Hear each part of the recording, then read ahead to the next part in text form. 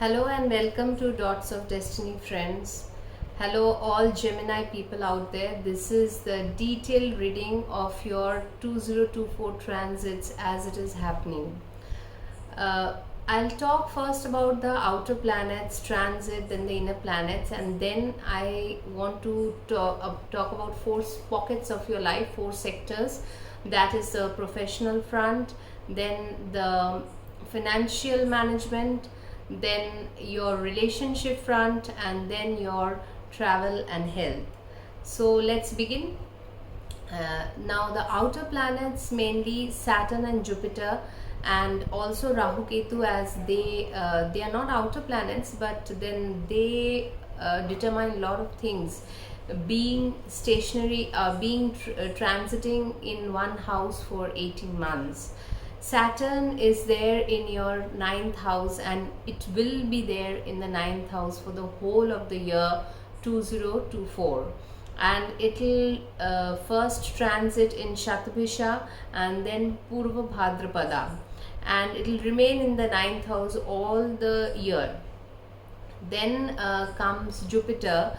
Jupiter is Jupiter is going direct now in your house of gains and desires, your 11th house. By the 1st January it will be direct, and it will give better results. It will stay till end of April, so the first 4 months of the year. Then Jupiter will go into your 12th house. For the Gemini ascendants, Jupiter will make a transit into your 12th house from May 2024 to 2025 April. Then Rahu Ketu is also not changing its position.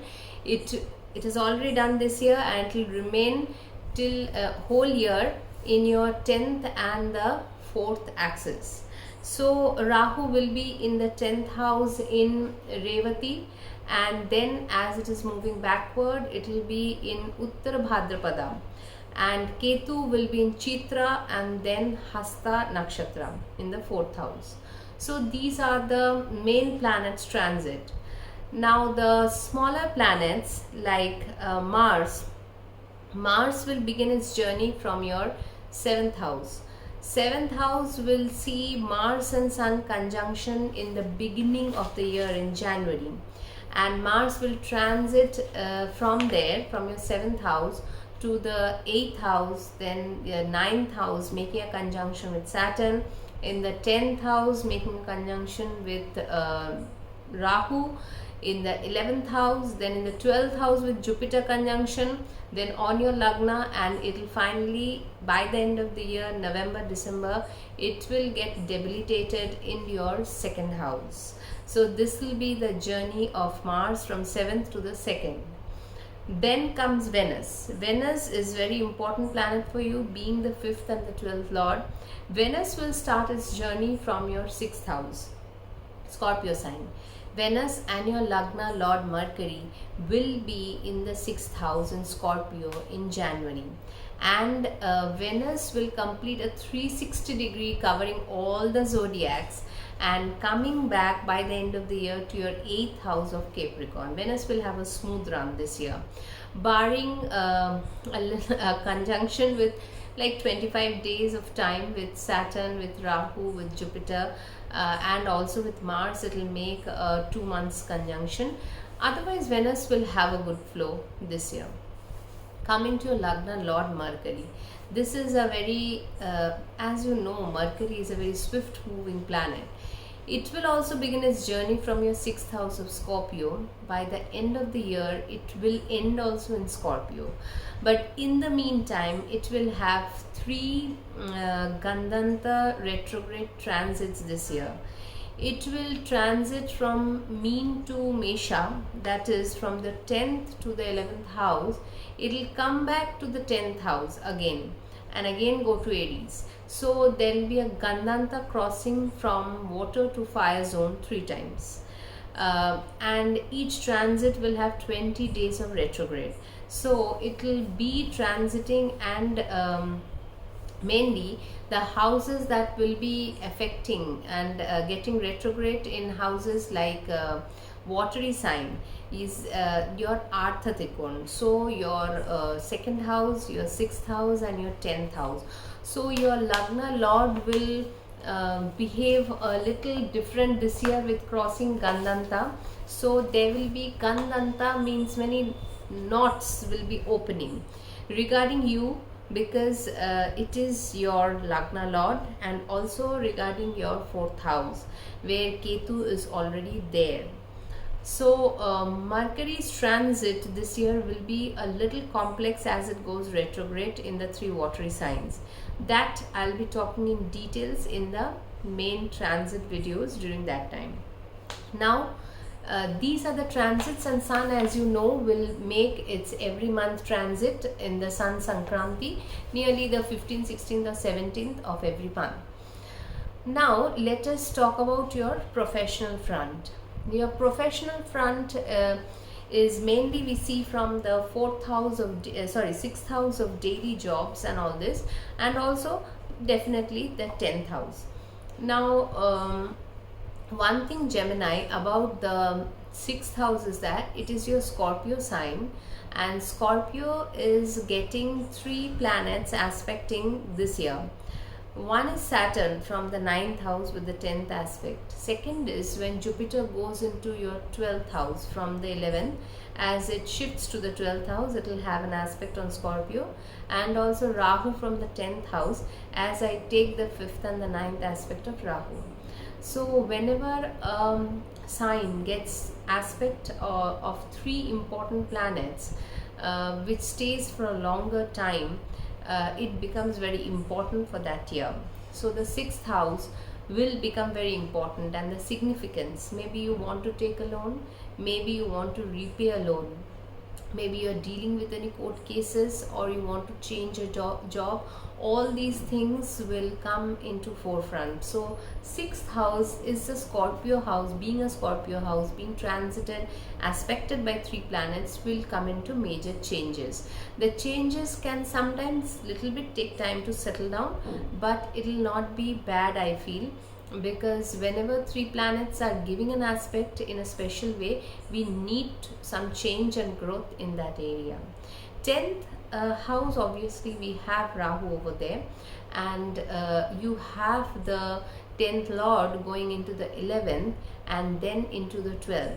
So Rahu, as it is a foreign planet, and it gives a lot of energies to the 10th house.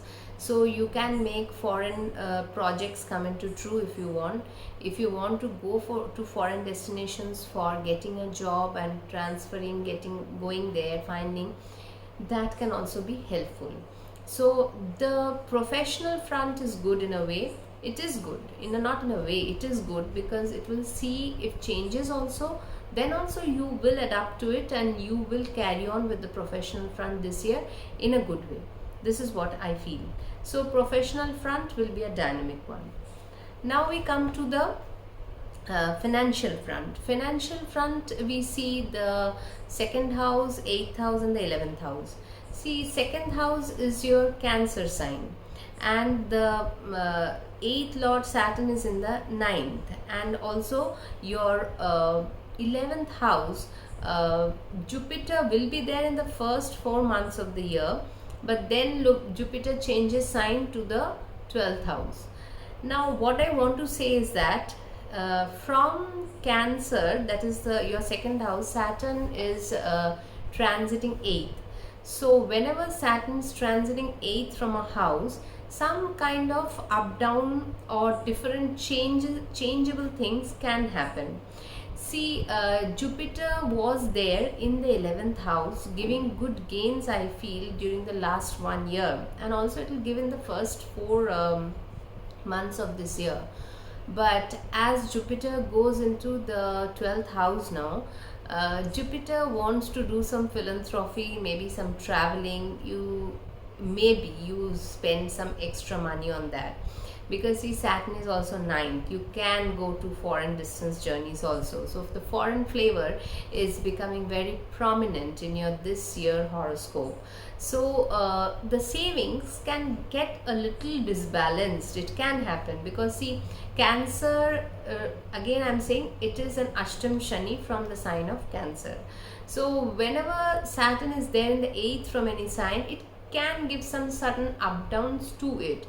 You be a little careful because Moon, your second lord Moon, is also a very fast moving planet. So that is natural for you to keep a very much vigilant eyes on your income and also on your savings. So this year especially, because see, there are other planets are implying that Jupiter being in the 12th can give you some extra expenses, because Jupiter, in which house it goes, it always expands that house. So that can happen.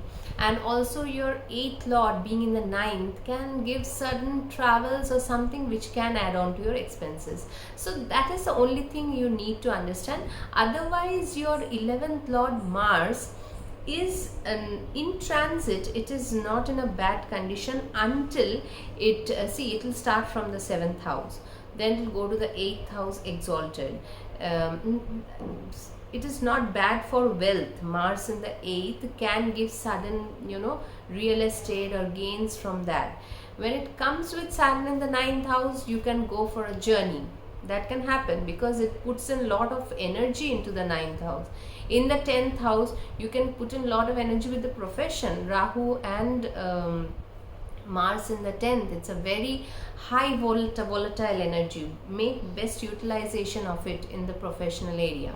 Then when Mars will begin a fresh journey from your 11th house, being in the sign of Aries by the first week of June, that should be a good time to get some good influx of gains, because then Mars will also go and join Jupiter in the 12th house, then on your Lagna, and finally getting debilitated in your 2nd house. So some expenses can be seen this year. The total scenario is that the expense can be a little high, which needs to be understood, and definitely certain year will have expenses. Every year cannot go in a saving manner, but a little bit detailed analysis of it we can do with better results. So that's what. Next, come into your relationship front. Now here, relationship we see from mainly our family is the 2nd house, the 4th house, and the 5th house matters. So see, one thing about this transit is that Ketu is in the 4th house. No denying that Rahu Ketu being in the 4th and 10th axis can give some disbalance with the home and the official or the professional front. Professional front can be highly demanding. You want to do it because Rahu is where we put our energy towards that.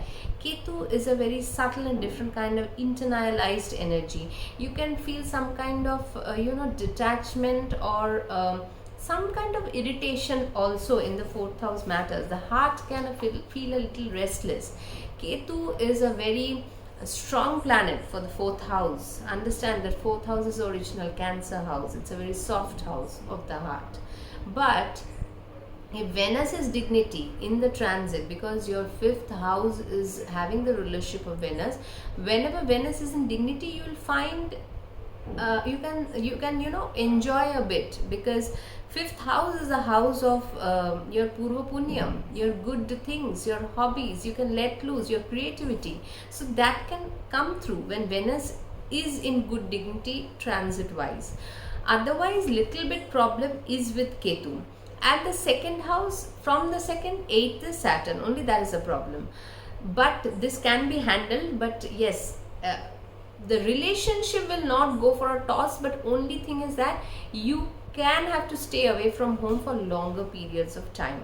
That professional front can be quite demanding, and you may want to do it because that is how Rahu works. Its energy is like that. So that is your relationship area.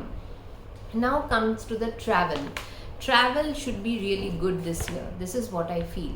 If you have been thinking about higher studies, foreign destinations, you have been planning about it, so you will get it done this year. finally, because Saturn, maybe see, you wanted to do it previous year also, because Saturn was in the ninth house. If you want to register for higher courses, do it, do the study. Saturn wants you to do it. If you want to go abroad, it will make you learn a lot of things. If you want to go for pilgrimages, do it, because Saturn, major planet, Saturn in the your ninth house lord in the ninth, and Jupiter being in the 12th will augur these things. This will happen. So you, when planets are favoring you, do it. Look after the savings, think of budget, plan out of it. Maybe you can go a little overboard, but okay, later we'll think about and again accumulate the savings. We cannot always stick to our savings every year. It does not happen like that. So travel should be good, the travel pocket should be good, and you should feel happy and content with it. But only if you're traveling when the Mercury is getting retrograde, fix the dates properly, because retrograde Mercury always makes you forget things and can create hindrances, because it is the Lagna Lord, and it can create some, issues here and there. You forget your passport, you forget this, that, some kind of documents, because Mercury is documentation also. So look into the dates and then finalize it, that the best time to travel. So that is that. Now coming into your health factors, is that your health should not do bad. Rahu Ketu being in the 4th and 10th axis, take a little care about extra work hours, or if you want to do some extra, because see, in the Scorpio, the 6th house is getting too much activated. So 6th house, whenever it activated, it is Rogrin Chatru. So Jupiter in the 12th, Jupiter being not a very what should I say, see, it's a Kendra lord, but to Mercury it is always the opposite lord, always the opposite to the Mercury. So it is going into the 12th house. You can feel certain health issues can happen. What are the factors, significations of Jupiter? Liver, cholesterol, and sugar, certain spike in pressure, all these little bit problem with the health can happen this year. Health is always a wealth, and we should always keep a very good watch on our health. And 6th house is having all the aspect of the 3 planets. It wants you to put a particular health regime, because Mars is the planet over there, and 8th house is 8th sign is the sign of Scorpio also. So keep a watch on your health. Health is important, very important this year. So every year it is important, but here, and another thing is that sometimes what happens when 6th house become too prominent, or all the planets are aspecting, you can have people or not enemy is not the exact word, opponents can little bit disturb you, and you can come out as a winner, but only after a lot of trials and tribulations. That can take the mental peace. Something like that can happen this year. So health needs a little bit of extra attention, and put a regular regime and stick to your work, and understand that Scorpio is a sign of change.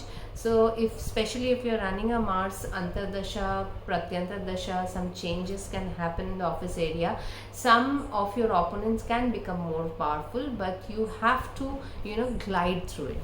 So that is the total overall year, the year, how it is panning out, Gemini. Hope I am able to put my perspective clearly through, and I've covered most of the areas where it needs attention. What is doing good, professional front should do good, it should be dynamic, make the most use of it, travel, have fun, and I'll meet you in my next videos.